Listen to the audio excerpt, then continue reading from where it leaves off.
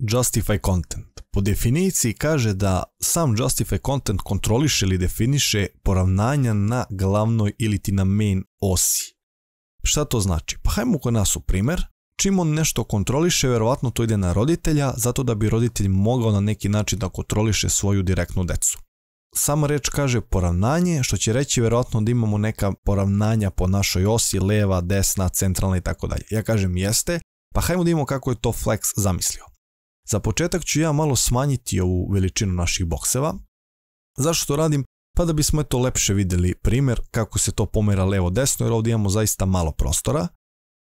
Stavit ćemo 150 piksela visinu i možemo ovaj basis također staviti na 150. Smanjili smo ove naše divove ili box, kako god hoćete nazoviti ih, apsolutno je svejedno. I sada, hajmo da vidimo šta radi taj Justify content koji zadajemo na roditelja. Pišemo Justify content, za početak ću staviti Flex start. Po defaultu je Flex start, što će reći kreni od leve ivice. Eto, tako je najlakše zapamtiti, ili imaj levo poravnanje. Eto, ajde tako da kažemo. Meni je bolje da kažem kreni od leve ivice, od početka svog Flexa, jer postoji razlog zašto to kažem, vidjet ćemo kasnije. Zato je najbolje zapamtiti da on krene od samog početka, odakle kreće taj Flex. Sljedeća opcija jeste Justify content Flex end. Sačuvamo i obratite pažnju. On je naše elemente samo uzeo sa leve strane i pomerio ih u desno. Nije došlo ni do kakve rotacije kao što smo imali malo pre, znači nemamo reverse, imamo samo elemente koji su pomereni do desne ivice. Zaista zanimljivo, jel da? Ok, hajmo dalje. Justify content. Center, centrira ih. Prelepo, pogledajte ovo. Centrira ih bez ikakvih margina, bez ikakvog paddinga, bez ikakvih pozicioniranja. Oni stoje na sredini. Ono što je zanimljivo s ovim kontentom za centar, to ćemo pokazati na samom kraju časa, ali veoma je zanimljivo ovo centriranje kada je u pitanju Justify content. Idemo dalje. Ovo su eto 3 neke osnovne, start, end i centar. Pojavljuju se još 3 neke dodatne koje su nam malo više od pomoći nego ovaj Flex end, Flex start i centar. Justify content, sad ćemo napisati space around. Sačuvaj i gledajte sad ovo. Svaki element ima isti razmak i sa lijeve i sa desne strane. Znači, zeleni ima levi i desni isti razmak, brown ima levo i desno isti razmak i ovaj ovdje ljubičasti levo i desno isti razmak. Zato kada se sabere zeleni i ovaj brown, njihova ta dva razmaka prave ovaj ovdje razmak koji je veći od ovog ovdje zelenog, to jest prvog, i ovog ovdje posljednjeg, to jest ljubičastog. Vidite kako je on to lepo sam izračunao i napravio njihov razmak. Posle ovog space arounda na red nam dolazi space between.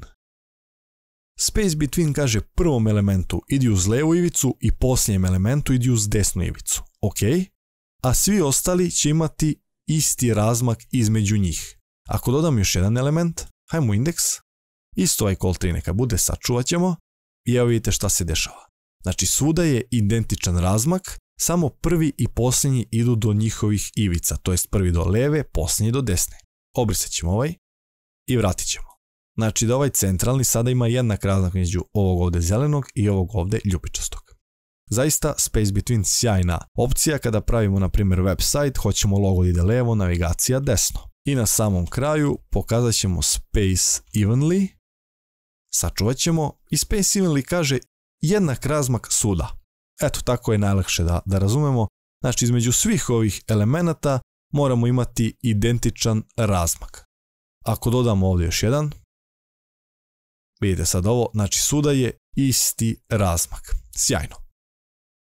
Zaista Justify content dolazi do izražaja kada su u pitanju ovi elementi, kada želimo da ih poravnamo po glavnoj osi.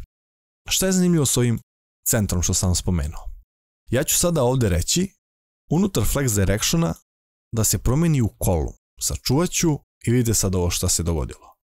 Znači ovaj centar sada ne može da dođe do izražaja jer ja moram da kažem height 800 na primjer piksela, da sačuvam i evo ga. Pogledajte sad kako je centrirao naše elemente. Promenio sam mu osu, rekao sam da ide column, što znači da ide od top to bottom, što će reći od vrha do kraja. Ti na ovih 800 piksela meni centriraj elemente i vidite kako ih je lepo centrirao. Također ja mogu ovdje doći da kažem space between Pogledajte sada ovo. I evo ga Flex u svojoj moći, zbog čega je i zauzeo broj 1 mesto danas na internetu. Pogledajte vi te sve mogućnosti koje nam nudi ovaj Flexbox. Zaista nestvarno. A u sljedećem času ćemo vidjeti šta radi Align Items, još jedno svojstvo koje će nam pomoći također u nekom ravnjanju elemenata, tako da odmah idemo u sljedeću lekciju da naučimo i taj Align Items. Hajmo da vidimo šta on radi. Vidimo se u sljedećoj lekciji.